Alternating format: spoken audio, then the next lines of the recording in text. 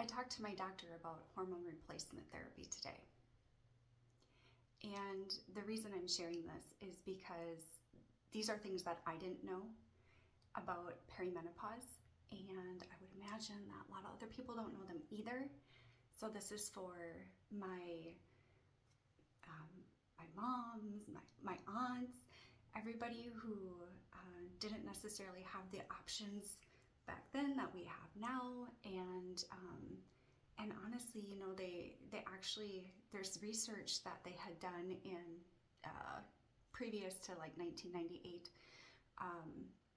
No, I take that back. It was around 1998 or so where they did a research study that was grossly misrepresented and caused all the women who were on hormones to be taken off of hormones.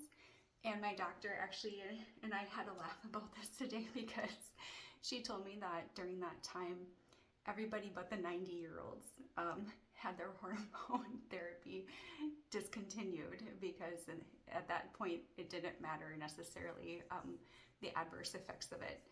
She said, but they had really strong bones because that is one of the benefits of hormone replacement therapy. So here's like the background of my journey with perimenopause so far. It was like February 2024. I started to notice fat accumulation on the backs of my thighs, more so on my hips, you know, areas where I hadn't had it before.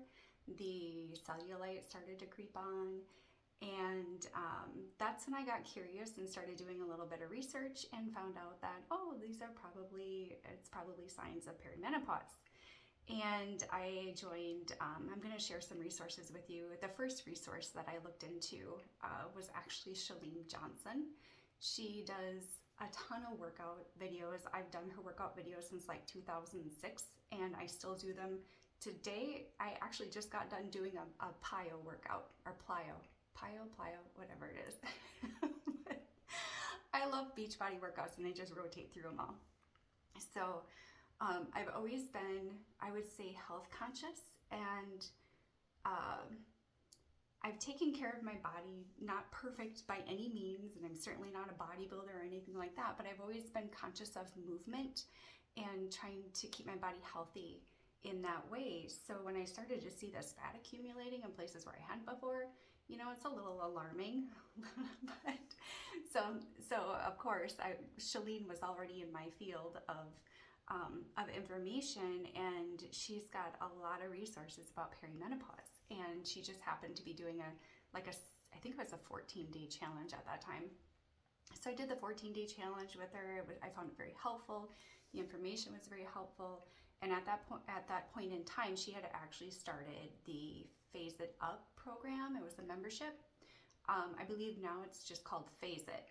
But it was a great membership. I was in it for a year, and I didn't continue with the membership because I got what I needed out of it at the time, and I felt like I was good to go. Like I could manage this on my own.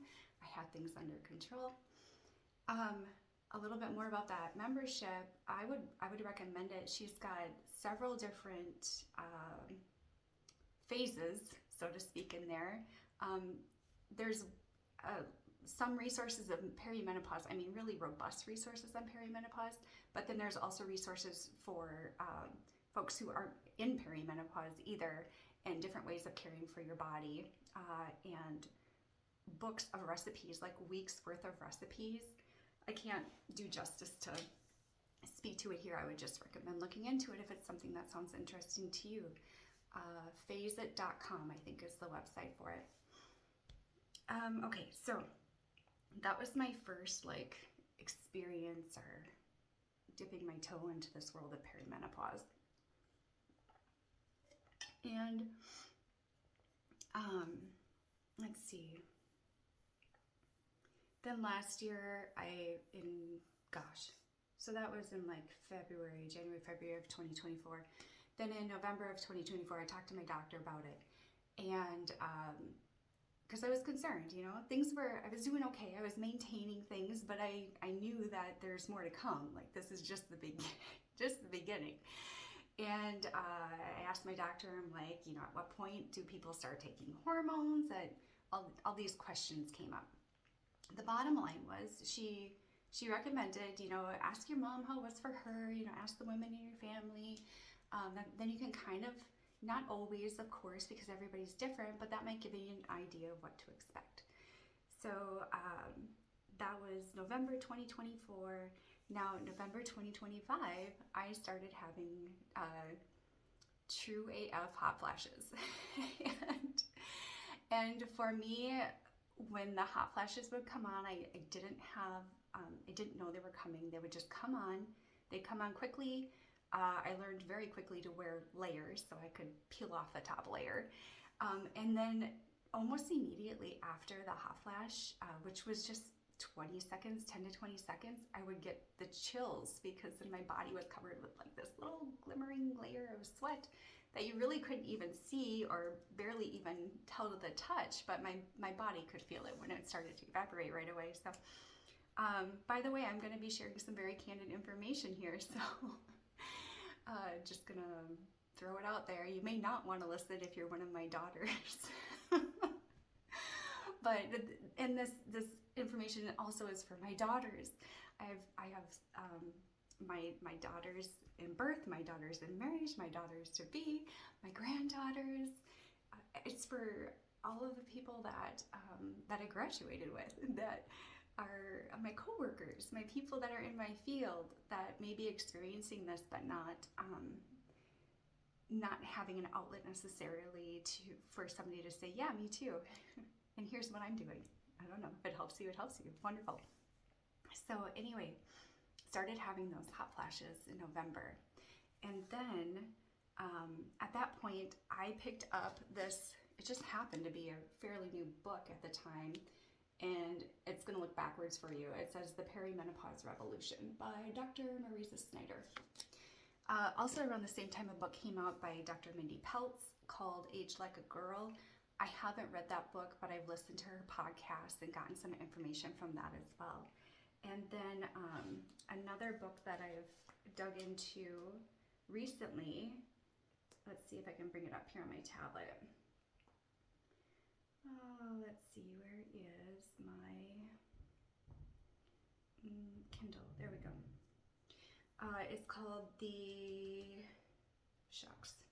Forever Strong Playbook by Gabrielle Lyon, and let me see if I can get it on the cover page here for you right away so you can see what that page looks like. Let's see, cover, there.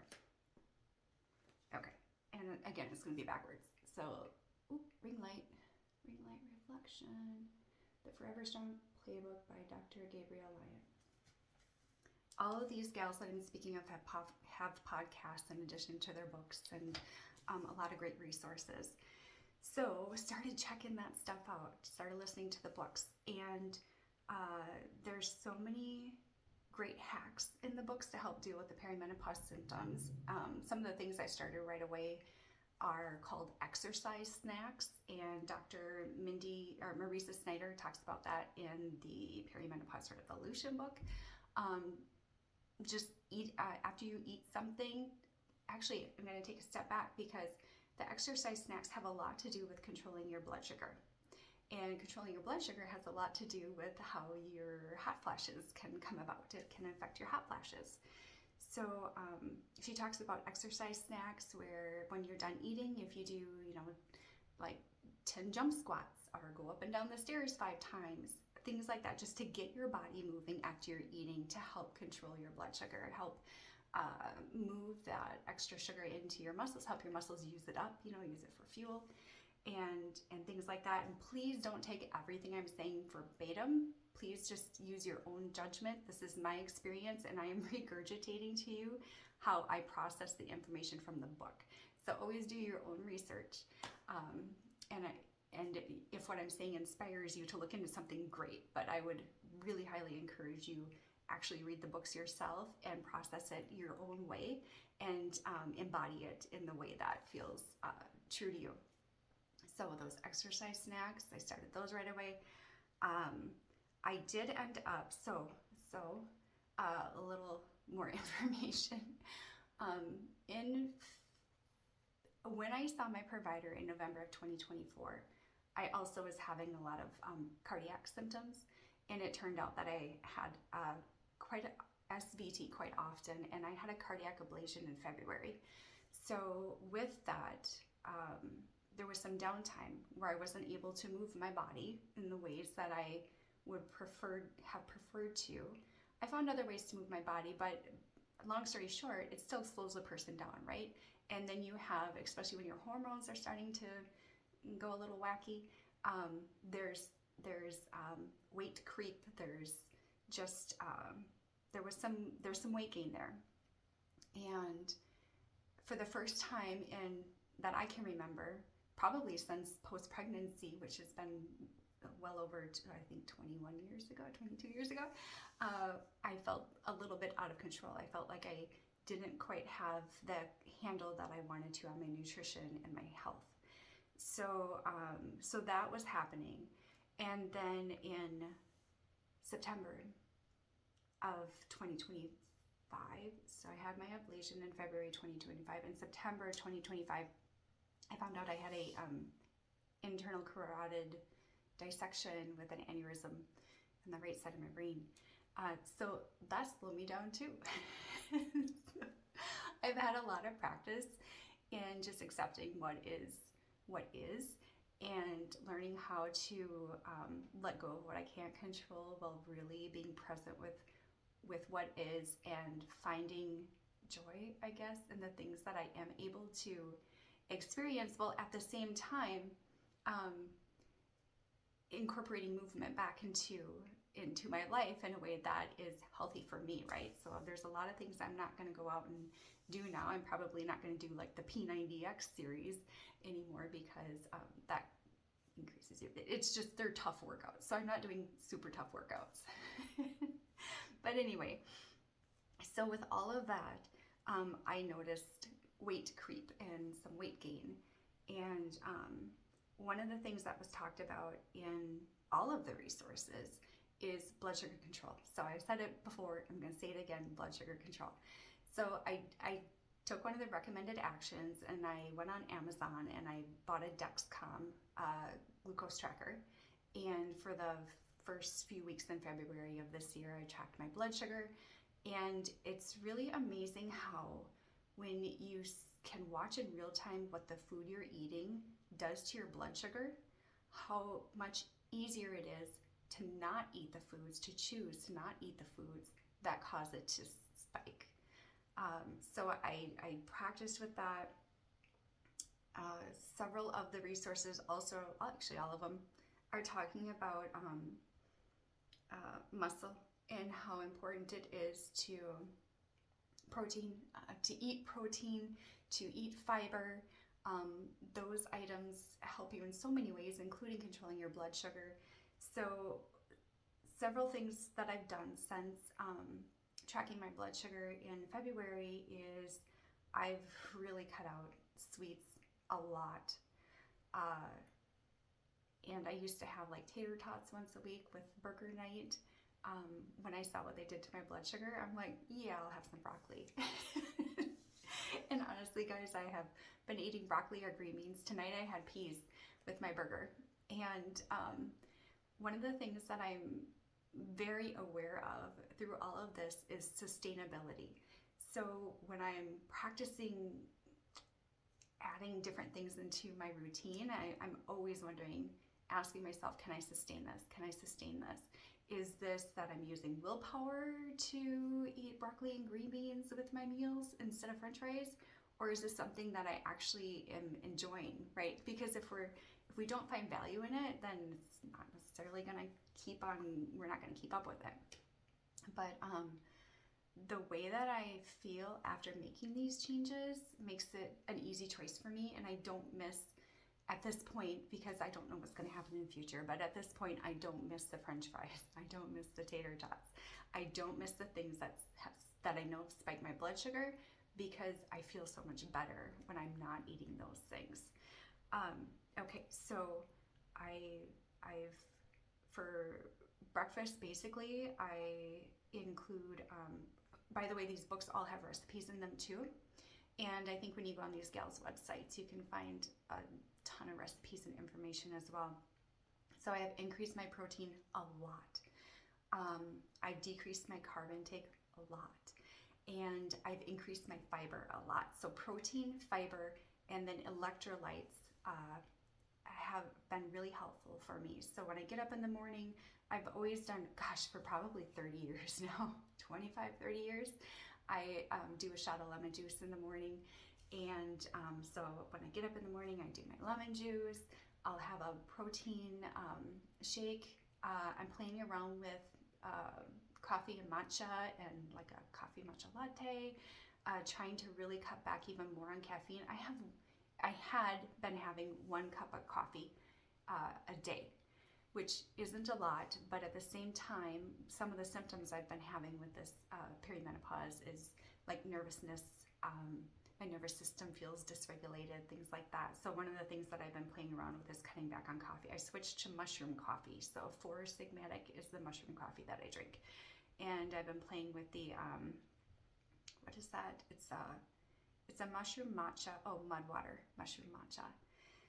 So playing around with those things, but having the protein in the morning, having some fiber. So like some mornings I'll just have the protein shake and then my coffee or matcha or whatever I'm having that day, along with a jug of electrolytes. So the electrolytes I've been using are Element and what is it? Propel, the little Propel packets. Typically, if I have 1 element a day, I find that I do well with that, or 2 Propel packets a day. If I go without any electrolytes, I get foot cramps, leg cramps, that sort of thing. Let's see what else. And then for other breakfasts, I might have, like usually on the weekends, I'll have a couple eggs and half an avocado. Let's see, what else do we got going on there? I've recently started putting some cacao in with my protein shakes. My video stopped. I'm really just starting to play around with this stuff, but so anyway, some of the other symptoms that I've been having. So I've been playing around with it, but I also find it very helpful. So I've cut my hot flashes down from around 15 a day to about, and I say a day, I mean in a 24-hour period, to where I'm having just maybe 7 to 8, sometimes 10, it's helped with that. Some of the other symptoms that I had with, or continue to have with my hot flashes is like feeling nausea before them. At first, I wondered why it was a weird feeling. It almost was a feeling like if somebody was leering at you as a woman. I think everybody knows what I'm talking about. There's times where people just give you the creeps and it gives you a little icky feeling in your body. And I started in January having that icky feeling, and I'm like, why am I feeling this way? And then a hot flash would come not long after that. So then I realized it was kind of like an aura before my hot flashes, and it did end up turning into more of just a wave of nausea. So that'll happen, but that doesn't happen as much anymore now that I've increased my protein, my fiber, my electrolytes, and I've increased my movement. I wouldn't necessarily call it workout, but my movement to where I used to do, like I had been doing about 3 workouts a week. I'm up to 5 workouts, but I'm interchanging them. So like tonight I just did plyo, which is a more gentle type of movement, where last night I did muscle burns fat advanced, and that was a little bit harder workout where you're actually building some muscle and stuff, because they talk about how important it is to maintain your muscle in your body, especially during menopause. Let's see, some of the other, come on, get off of here. Some of the other symptoms, and I'm talking fast because I'm going to run out of time here on my video. Notes.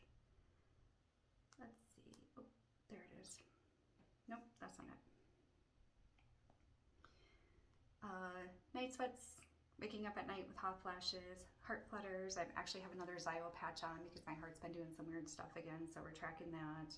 Nervous system dysregulation, shakiness. Like I've noticed I'm coughing more, or not coughing, but choking somewhat more on foods and things. It's like my swallow reflex is a little goofy. itching inside my ears and like down this tube here. I don't enjoy my alcohol nearly as much as I used to. I loved a glass of wine. When my husband and I go out dancing, you know, we'll have a drink or a beer, maybe 2 beers, but my body's not tolerating it like it used to. Let's see. Some urinary sensations, like, oh my gosh, I'm getting a UTI, which I don't normally get UTIs. Let's see. The weight gain.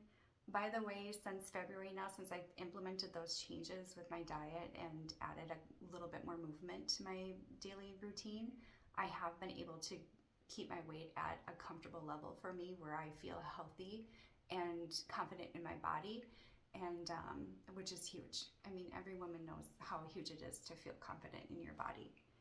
And let's see here. Then there's vaginal dryness. There's other symptoms that go low libido, all of those things. You guys, my husband's hot. so I'll just leave it at that. Yes, all those things. I'm sure you can all, just some one way or another, relate to this. So bottom line, I went and saw my doctor today and had a conversation about hormone replacement and talked about options. Now, since I have the aneurysm and the cardiovascular history, taking oral pills, what I've learned through my own research is that taking oral pills puts you at a higher risk for blood clots because it's metabolized in your liver.